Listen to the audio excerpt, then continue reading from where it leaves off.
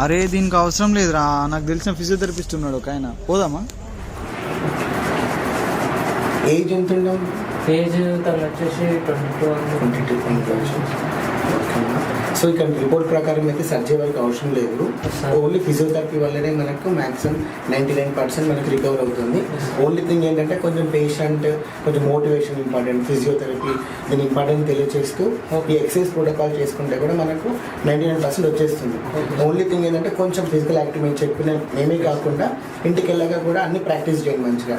ఏ doubt ఉన్నా కూడా నాకు కన్సల్ట్ చేయండి, నేను చెప్పే ప్రోటోకాల్తో సరిపోతుందండి. బేసిక్గా ఏం ప్రాబ్లం ఉన్నా చూసుకుందాం. Thank you very much. Straight